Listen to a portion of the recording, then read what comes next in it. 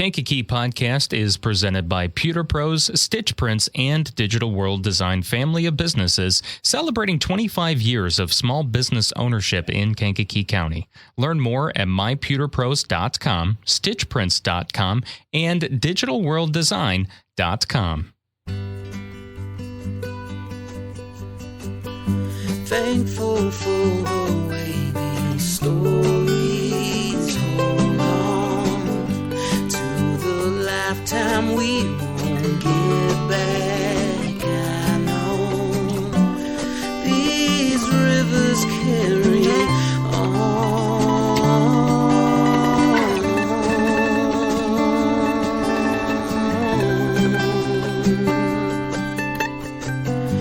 People tend to stick to you after time. Places tend to do the same as we do. This river carries on and on. Hello and welcome to Kankakee Podcast, where we talk about the people and places of Kankakee County. I'm Jake LaMore. Recently, I had my brakes replaced on my car, and, getting car repairs is never fun, right? But Meineke and Bourbonnais, they make it as easy as possible, and they did an amazing job putting some new brake pads on my car. They were making a really funny noise every time I was stopping. And I was like, I got to get these checked out. So I got my brakes checked out at Meineke. They put new ones on. And, Bill and Amber, they provide the best customer service I've ever experienced. And the history behind Meineke is kind of interesting, too. They opened their doors in Bourbonnais over 30 years ago in 1991, right in the same spot as they are now. And they've always been at the corner of Latham Drive and Route 45. And it began as a place to go for mufflers and brakes, and it soon turned into a full-service auto repair center after Bill took the shop over in 2006. Now, Bill is celebrating over 17 years at Meineke on Latham Drive, and the shop is busier than ever, from full computer diagnosis to engine repairs, tires, tune-ups, oil changes, air conditioning, classic car repairs, and more. I know the other day when I was in there, they were working on an old station wagon. It was like an old Mercedes station wagon from the 80s, and that was really cool to see. And of course, the list goes on and on and on of what Bill and the crew at Meineke can fix. So next time you have a concern with your car or truck, call the friendly folks at Meineke on Latham Drive in Bourbonnais, or you can make an appointment online at meineke.com. Meineke doing car care right for over 30 years in Bourbonnais. And when you do go over there, tell them that Jake LaMore sent you. So on this bonus episode of Kankakee Podcast, we're going to learn all about the new suicide prevention and crisis hotline 988. You may have heard of it. It just launched last year in 2022. We're going to learn how it works here locally in Kankakee County.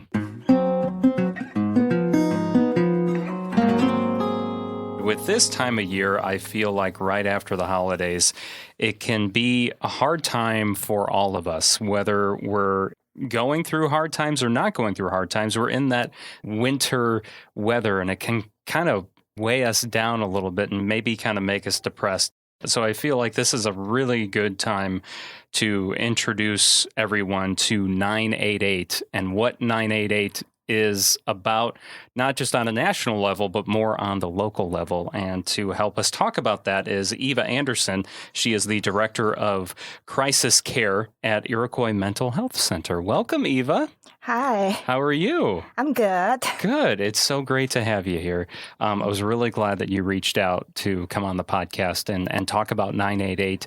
You're Director of Crisis Care at Iroquois Mental Health Center, but what exactly does that mean? That means that I responsible for provide 988 call, text, chat coverage to 6 counties in Illinois. 6 counties? Yes. So wow, gosh. So I thought it was just Kankakee and Iroquois. It's more than that. No, we cover Will County, Kankakee County, Iroquois, Edgar, Clark, and Vermilion counties. That's a lot to cover then. So What exactly is 988? 988 is new 3-digit number that launched in July 16, 2022 for response and assist and support for people who experience mental health distress. Like we're talking about crisis, people just automatically thinking about suicide.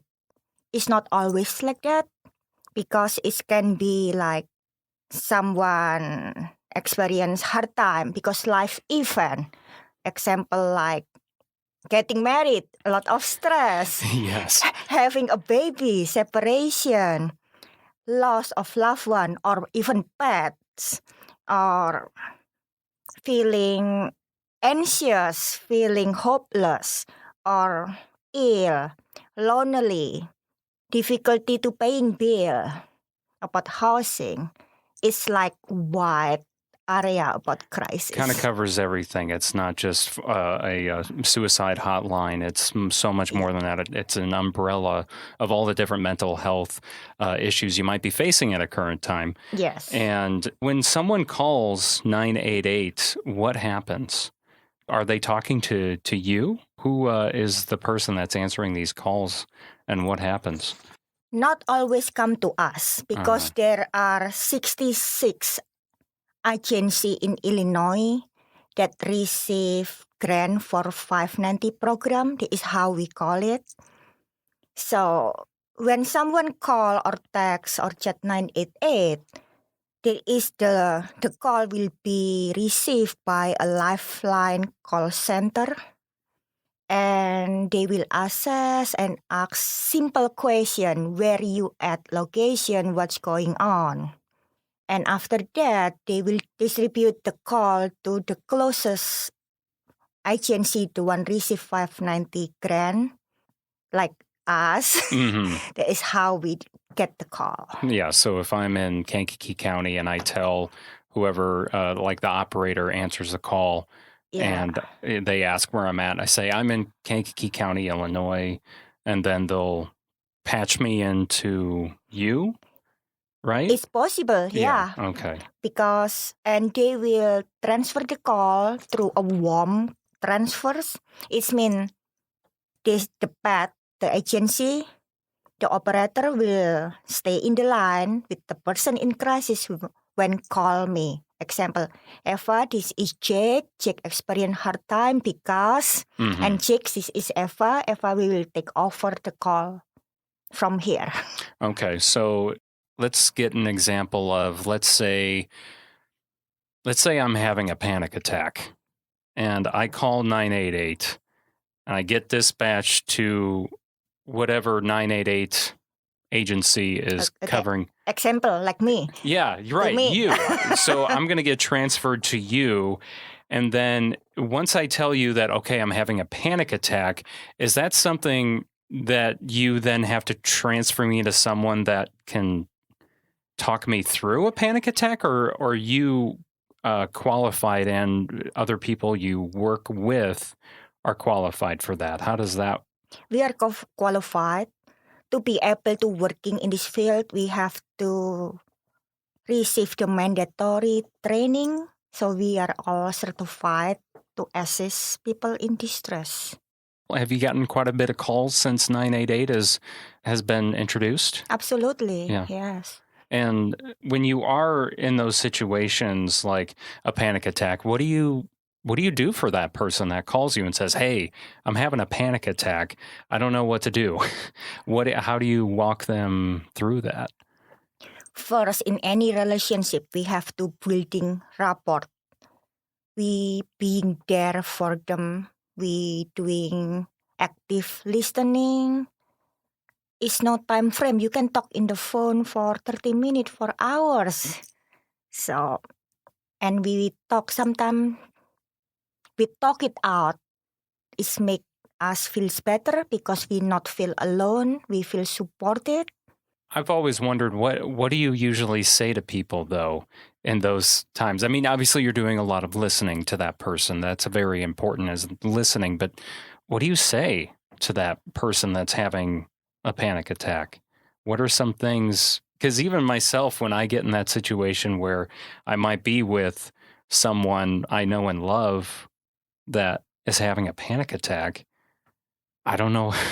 Sometimes I have no words. What do I do? What do I say? The most important is being there, being present for them.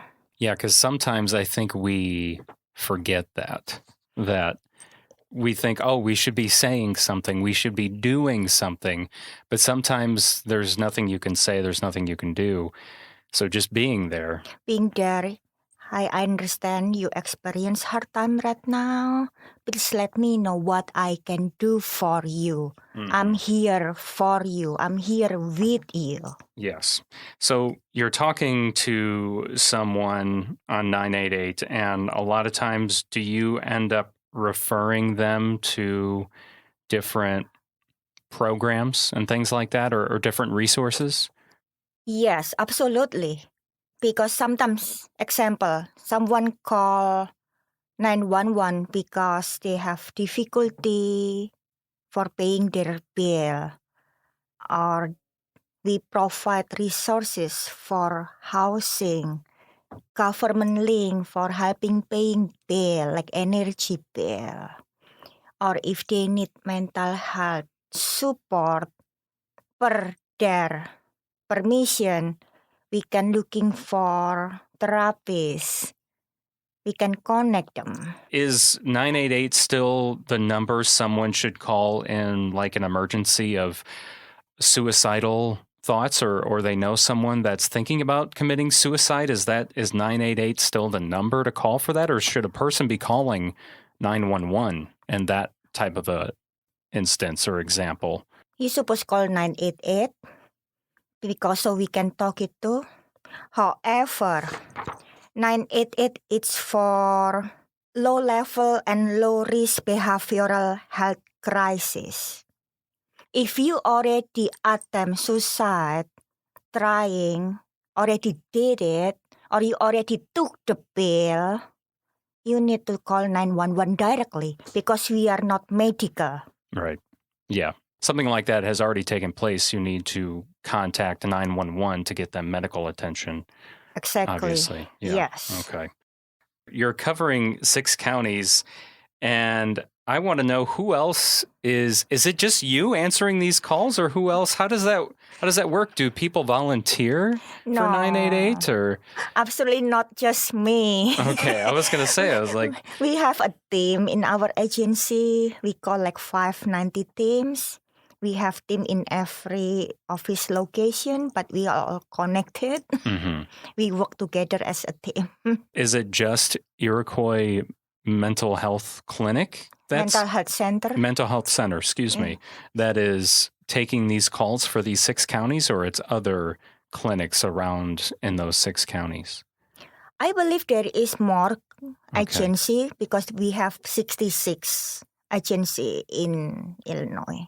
So what's the biggest mental health crisis that you hear about coming through 988 right now?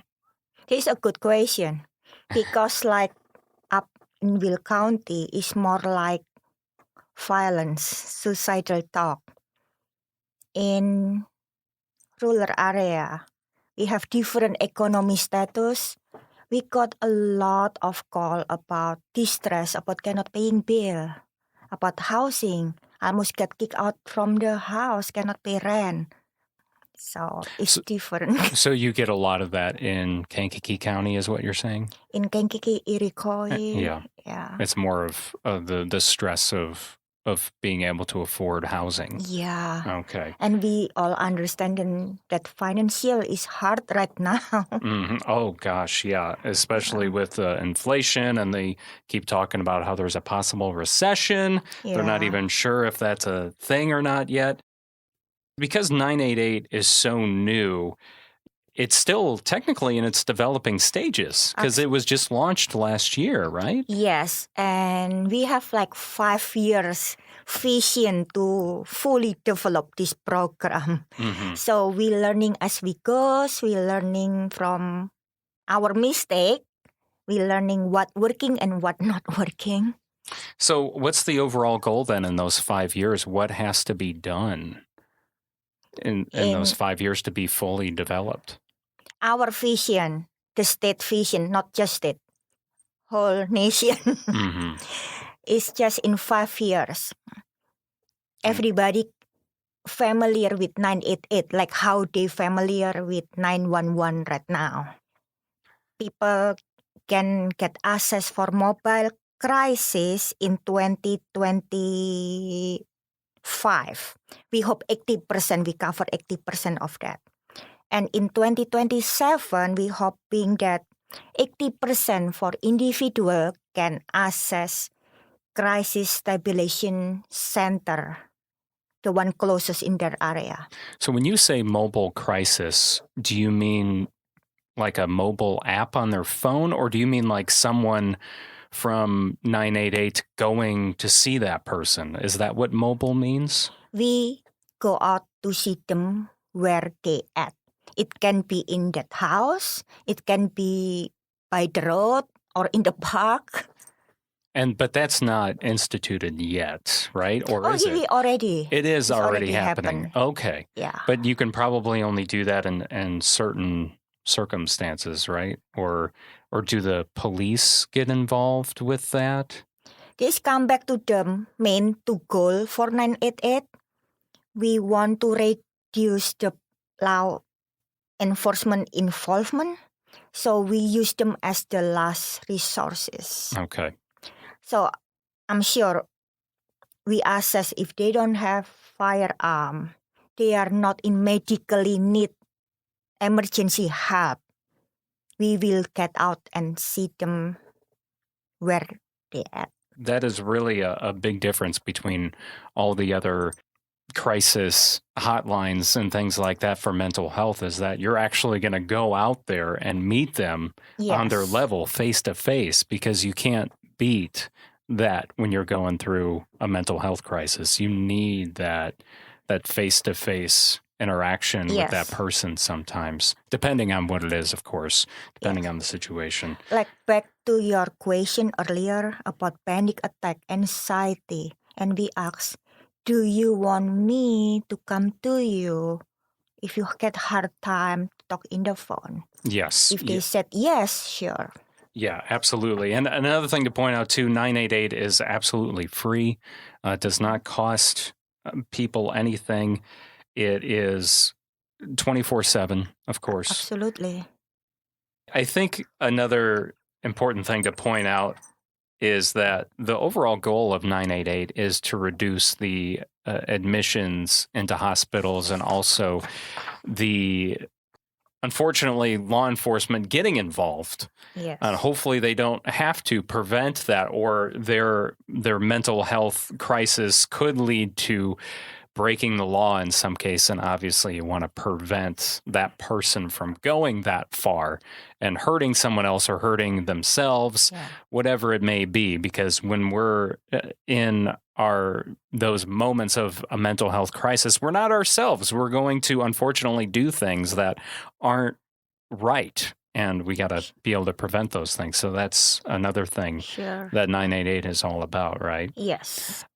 What else can you think of that we should cover about 988, and what is another thing that people need to know about it? The most common question people ask is what difference between 988 and 911? And that's a great question. And I feel we talked about that a couple minutes ago a little bit, but just to kind of reiterate that you are specifically focusing on mental health and not healthcare itself. If you're truly having a health emergency, like you pointed out earlier, if unfortunately someone has harmed themselves already and they need medical attention, you need to direct them to 911. There's nothing you can do at that point. Correct, yes. So what can people do to help spread the word about 988, or just get involved? Is there a way a person can get involved with 988 if they want to do more? Just to spread the word, because we're still dealing with a lot of stigma about mental health. We just want to normalize about mental health. everybody experience hard time in their life, and it's okay to asking for help. And every person that I would talk to through 988, is there a requirement that they have to have some education in mental health? We have two different staffing. The one have to license clinical counselor. The other one we call engagement specialist. Engagement specialist is require high school diploma, and they have lived experience with mental health. It's not always they have depression or anxiety or something, mental health situation. Maybe they are familiar with taking care someone who have mental health. Heaven forbid you ever need to call 988. You kind of want to know, okay, who am I going to be talking to? What is their background? Are they licensed? Are they a licensed counselor, or do they even have a mental health background? So it's good to know that. But all of us need to doing that mandatory crisis certified. Yes, right. worker. You have to Yes. have that certification. So Talking about the engagement specialist and mobile crisis, when we get out, have to 2% come. One, crisis counselor who need to make clinical judgment. The second is engagement specialist. The engagement specialist role is to being there in the front row. Hey, to building rapport. Hey, I understand what you're going through. I was in your shoes. Sometimes they can self-disclosure. And you know what happened with me? Sure, we have to ask permission. sure, of course. So when you're responding to a call, you're always sending those two people out. Absolutely. The engagement specialist and then the licensed crisis counselor. Yes. crisis counselor. Okay.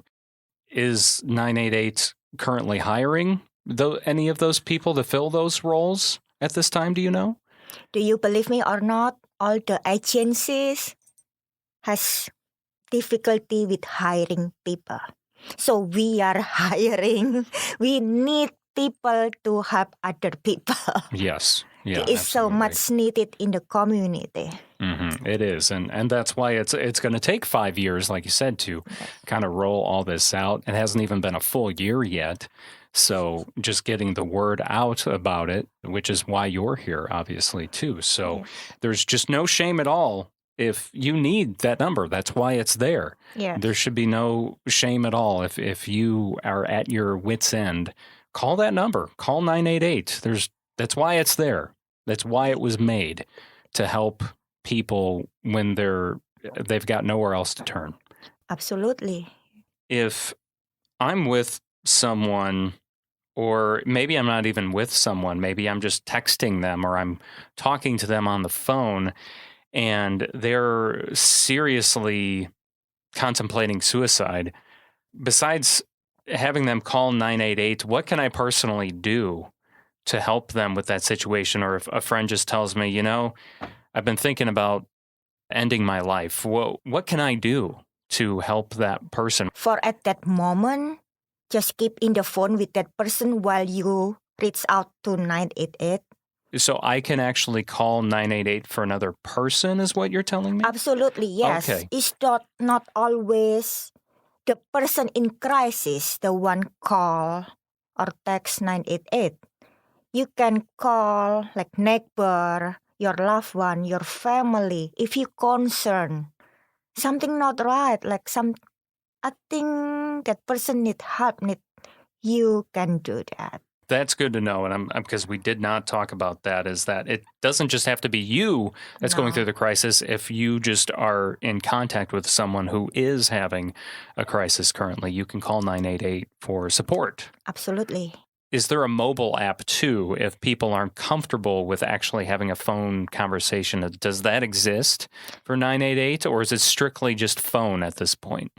Now we don't have mobile app, but you can text. So I can text 988. I can just put 988 in my phone and send a text message to 988? Yes. Okay, see, that's great. Actually, I personally tried by myself yesterday. Per state permission. Okay, sure, of course. Yeah, you don't want to get in trouble, right? No, yeah. And it worked. Yes. Okay, well, that's good to know because some people are just not comfortable with maybe actually talking, so they can just text 988 and that'll work as well. Oh, okay. Eva's showing it the text conversation that she just sent to 988. That's great. Well, Eva Anderson from the Iroquois Mental Health Center, thank you so much for taking time out of your day to be on Kankakee Podcast and tell us all about 988 and how it works here in Kankakee County. And if there's ever anything else, just reach out to me and I'd be happy to spread the word. Oh, you're welcome. Thank you for having me. And just a reminder, if you're wanting to look up information online about 988, you can go to 988lifeline.org. That does it for this bonus episode of Kankakee Podcast. Thank you again to Eva Anderson for being on. I'm Jake LaMore. Thank you so much for listening. Kankakee Podcast is proudly presented by Pewter Pros, Stitch Prints, and Digital World Design family of businesses, celebrating 25 years of small business ownership in Kankakee County. You can learn more at mypewterpros.com, stitchprints.com, and digitalworlddesign.com.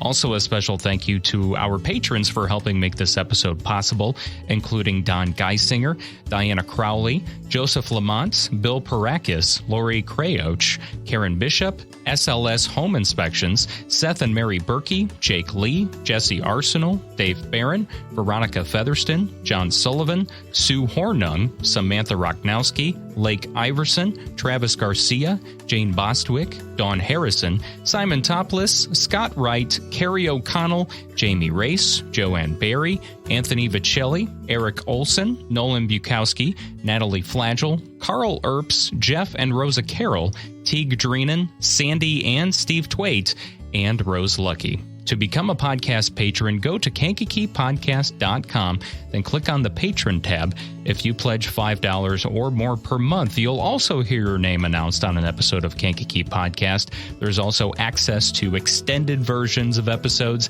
video versions, and much more. Our theme song was written and performed by Lupe Carroll and recorded by Daniel Bishop.